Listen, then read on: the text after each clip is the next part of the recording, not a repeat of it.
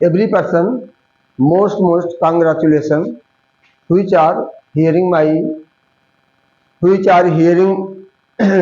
my channel. मैं आप सभी दर्शकों से अनुरोध करता हूं कि आधुनिकता के दौर में गारंटी की इच्छा ना करें। जैसा कि हम हर वीडियो में बताते हैं कि कई तरह के आपके विद्यालय आपके घर पर नए तमाम विद्यालय पहुंचते हैं जो कुकुर मुत्ते की तरह खुले हुए हैं। अनुभवहीन अध्यापक आपके यहाँ जाएगा और आपके बच्चे के आपका भविष्य बड़े आसानी के साथ मांगता है और उसके अंदर इतनी चिकनी चापलूसी बात करता है कि आप उसके झांसे में आ जाते हैं और एक बोझ आपके ऊपर लाद देता है और जो आने वाले समय में आपके लिए एक कठिन समस्या बन जाती है।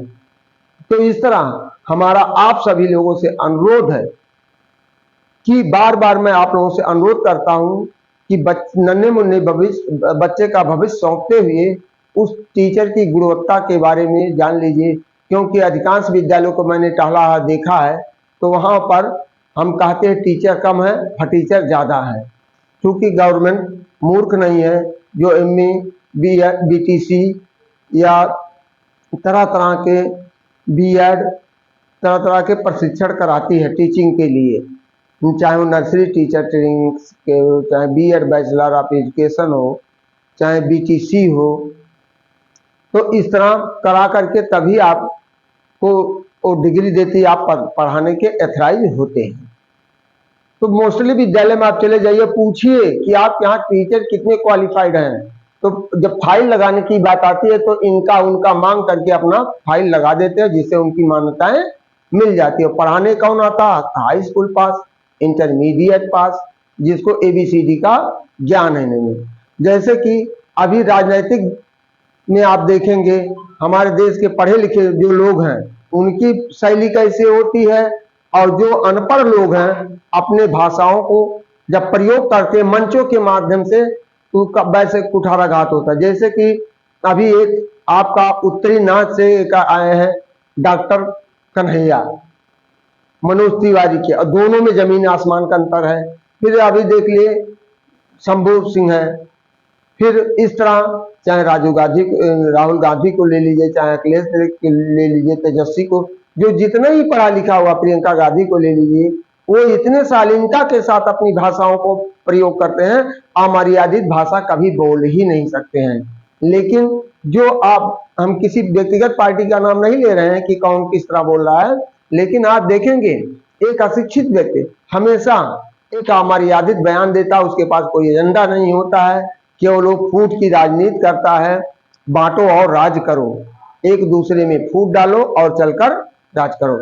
तो इन्हीं हमारा कहने का विशेष तात्पर्य यह है कि मैं तो किसी विद्यालय की बुराई नहीं करता हूं, लेकिन आपसे मेरा एक ही रिक्वेस्ट होता है कि बच्चे के भविष्य को देने से पहले उसकी आधुनिकता पर, बिल्डिंग के भवन या सुविधाओं के लग्जरी की उस पर मत जाइए, उस पर जाइए कि गुणवत्ता पर जाइए। टीचर क्या क्वालिटी क्या है, उसके संस्कार क्या है, उसके कैरेक्टर क्या है, वो आपको क्या दे सकता है, और टीचर ये देता भी है।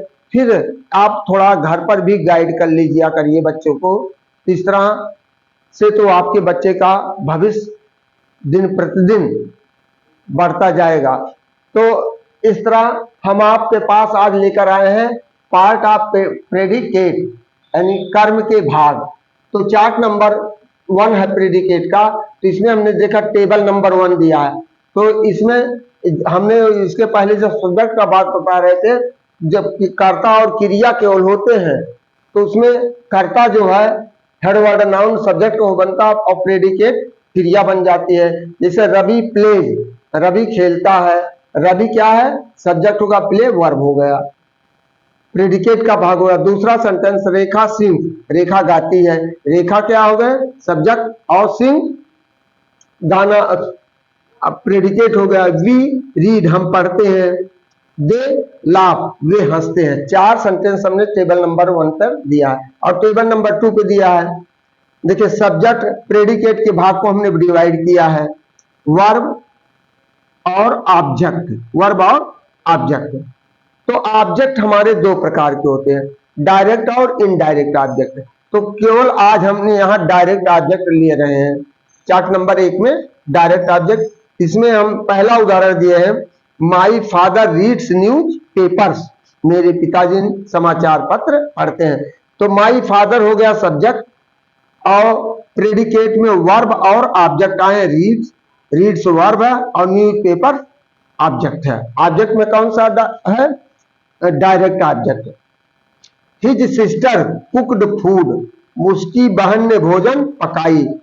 तो हिज सिस्टर ये भी सब्जेक्ट है, ये प्रेडिकेट है, वर्ब है या ऑब्जेक्ट है। सी राइट्स ए लेटर, अब देखिए सी सब्जेक्ट हो गया और राइट्स ए लेटर प्रेडिकेट हो गया। दे टाट साइंस, अब यहां तो 4 सेंटेंस हमने आपको दिया है, तो 4 सेंटेंस। अब हमने आपको बताया कि डायरेक्ट और ऑब्जेक्ट दो प्रकार के होते हैं, ऑब्जेक्ट दो प्रकार के होते हैं, डायरेक्ट और इनडायरेक्ट। इनडायरेक्ट में लिविंग बीइंग्स आते हैं और डायरेक्ट में नॉन लिविंग बीइंग्स आते हैं। तो इस तरह से हम अगला चार्ट आपको देने जा रहे हैं। जैसा कि अभी तक हम 2 चार्ट, तीसरे चार्ट को देने जा रहे हैं। सब्जेक्ट देखिए, प्रेडिकेट के भाग में हम डायरेक्ट और इनडायरेक्ट बता रहे थे, ऑब्जेक्ट में ये डायरेक्ट वर्ब हो गया, इनडायरेक्ट ऑब्जेक्ट और डायरेक्ट ऑब्जेक्ट है। पहला सेंटेंस है, my friend told me a story. तो मी क्या है, लिविंग है और a story non living object है।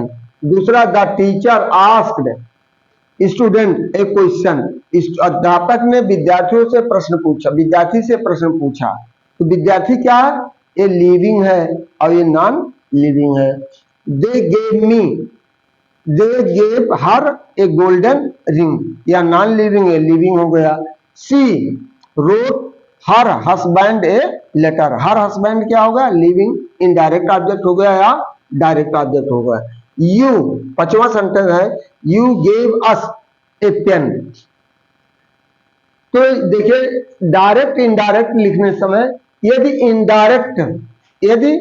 इनडायरेक्ट ऑब्जेक्ट बाद में आता है और डायरेक्ट ऑब्जेक्ट पहले आता है, तो यह अपने साथ इनडायरेक्ट से पहले प्रीपोजिशन वर्ड फॉर आता है, फॉर या टू आएगा। इस चीज का विशेष ध्यान रखिएगा। तो अगले टॉपिक में हम आपको यही देंगे, डायरेक्ट इनडायरेक्ट ऑब्जेक्ट आने में क्या यानी अंतर होता है, कौन पहले आता है तो क्या होता है, बाद में आता है तो क्या होता है। इन्हीं शब्दों के साथ हम आपको फिर एक बार धन्यवाद करते हुए आपसे आग्रह करते हैं कि वीडियो को अंत तक देखिए। थैंक यू, धन्यवाद।